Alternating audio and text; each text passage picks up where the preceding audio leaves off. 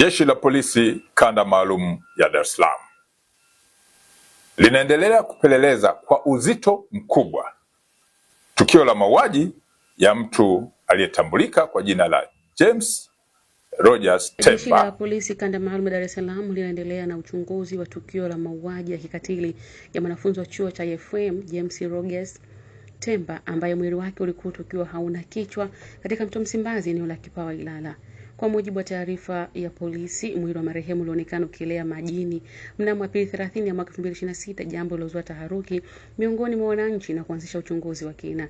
Katika hatua ya awali ya uchunguzi, polisi wamefanikiwa kuwakamata watuhumiwa 4 wanaohusishwa na tukio hilo. Watuhumiwa hao ni pamoja na Steven Rogers Chaka, umri wake miaka 31, Anna Frank Lema miaka 30, Twalbu Hamisi miaka 23 na Michael John miaka 26, wote wakiwa na makazi katika maeneo tofauti nchini.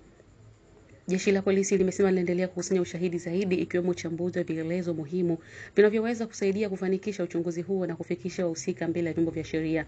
Aidha, wananchi wametakiwa kuwa watulivu, huku wakishauriwa kutoa ushirikiano wa vyombo vya dola kwa kutoa taarifa zote zitakazosaidia kukamilisha uchunguzi huo. Huyu hapa kamanda wa polisi akizungumza.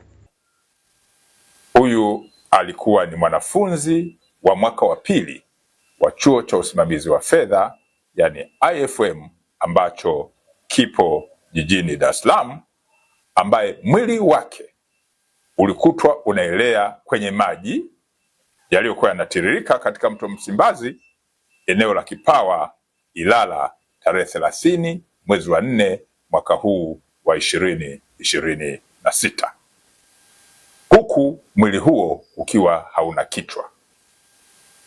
Polisi Dar es Salaam imewakamata watuhumiwa 4 ambao wanahojiwa kwa kina kuhusiana na tukio ambalo linachunguzwa.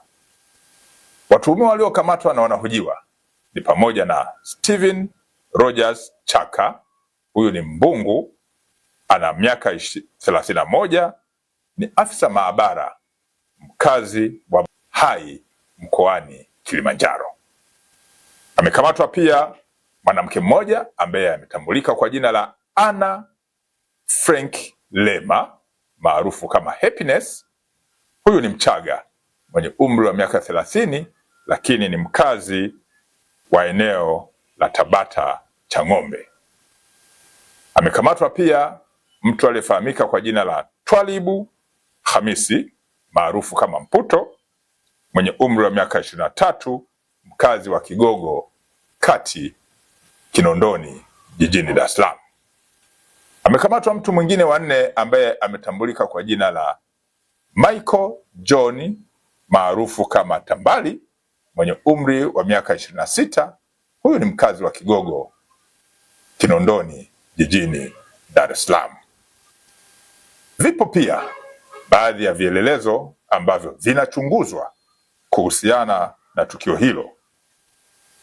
Wito wa Jeshi la Polisi Kanda Maalum ya Dar es Salaam kwa wananchi kuwa watulivu ili kila aliyehusika, kulingana na ushahidi ambao unakusanywa na utakusanywa, aweze kuchukuliwa hatua za kisheria.